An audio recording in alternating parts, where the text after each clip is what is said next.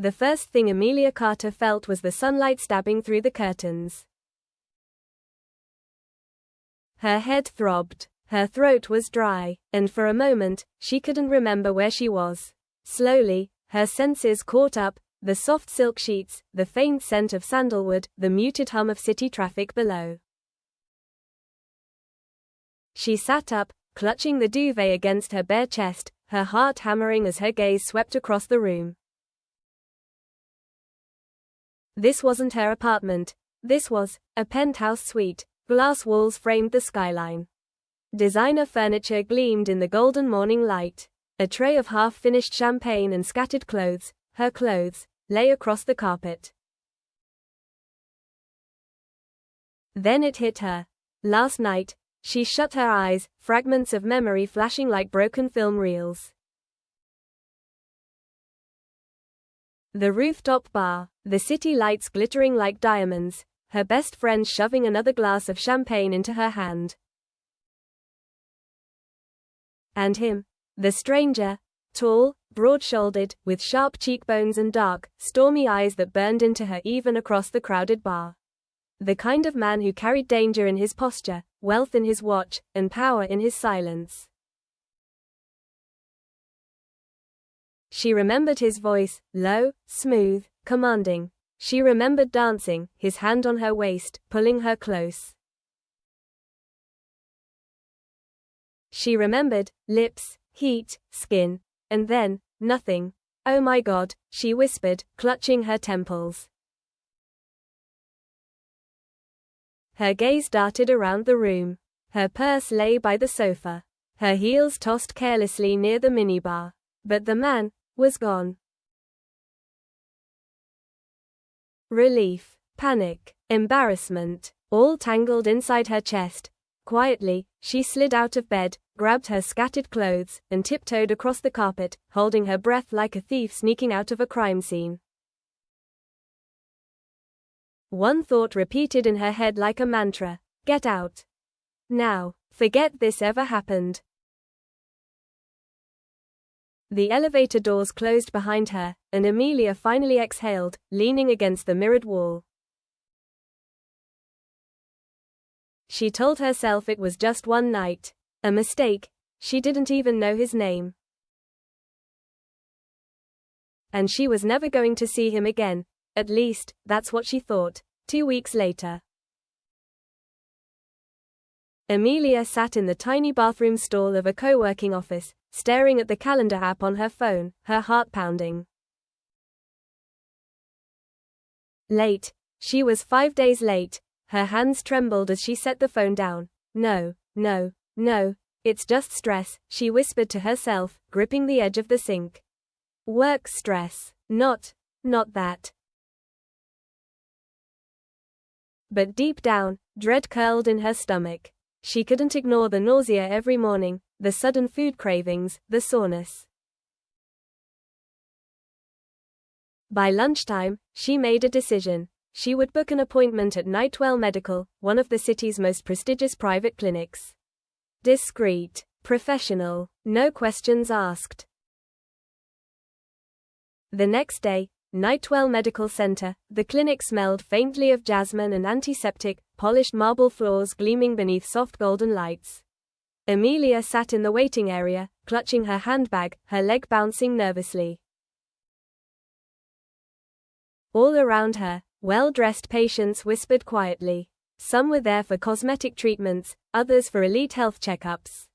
Nightwell catered to the city's wealthy, people far above her pay grade. Her eyes darted to a framed article on the wall.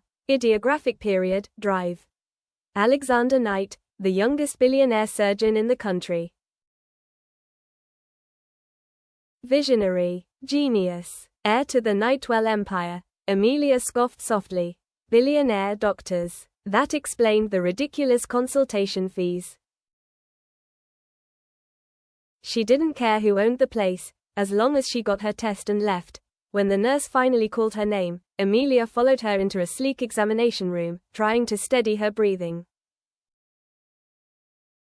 Dr. Knight will see you shortly, the nurse said warmly. Amelia nodded absently, fiddling with her fingers as she perched on the edge of the exam bed. A soft knock came at the door. "Come in," she said, her voice trembling slightly. The door opened, and her heart stopped. Standing there, in a tailored white coat over a dark silk shirt, stethoscope draped casually around his neck, was him. The man from that night, the man whose name she didn't know, until now, Dr. Alexander Knight. For a second, neither of them moved, his storm gray eyes locked on hers, widening with recognition. Then, just as quickly, his expression shuttered, sharp, controlled, unreadable. "You," Amelia whispered before she could stop herself, his lips curved slightly. Not a smile, more like amusement.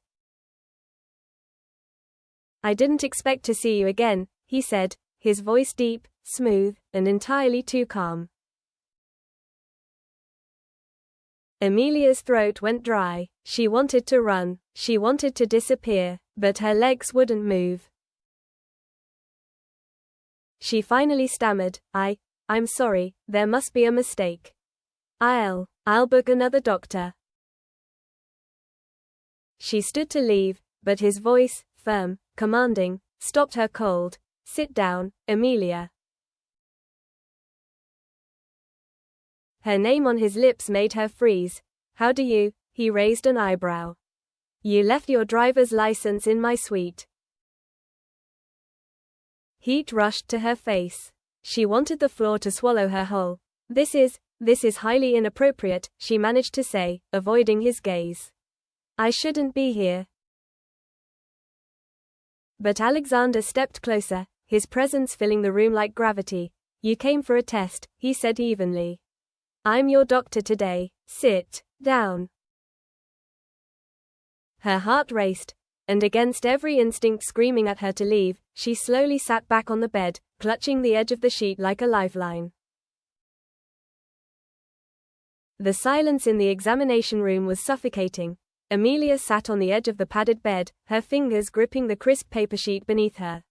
Her heart thudded so loudly she was sure he could hear it. Alexander Knight, the man from that night, stood across the room, reviewing her file on the tablet as if this were any ordinary appointment. But nothing about this was ordinary. He was the last person she expected to see. The man she'd spent a reckless, unforgettable night with now stood before her, as her doctor.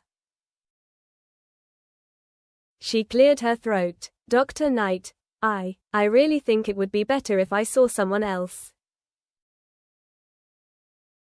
Without looking up, he replied smoothly, "This clinic assigns patients based on availability. Right now, I'm available." "That doesn't mean, Amelia." His voice cut through hers, low and commanding, making her breath hitch. "If you want answers, you'll let me do my job." She glared at him, but her voice trembled when she said, "This is inappropriate." Finally, Alexander looked up, and his storm gray eyes locked on hers. "What's inappropriate," he said slowly, "is you avoiding your health because of one night." One night.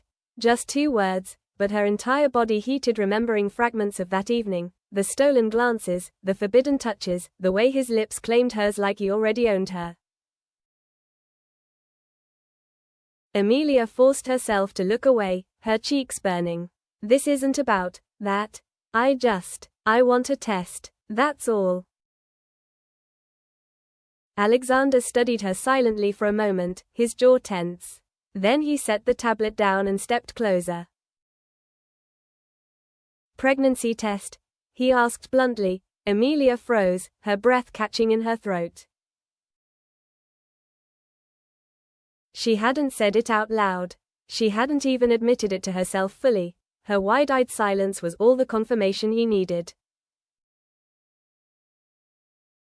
"All right," he said calmly, his tone professional again. "We'll run the test, but before that, I need to examine you." Her stomach flipped. "Examine me? It's routine, he said, picking up his stethoscope. Chest, vitals, abdomen. If you're pregnant, there could be other factors to consider. She hesitated, hugging her arms around herself. Can't the nurse do it?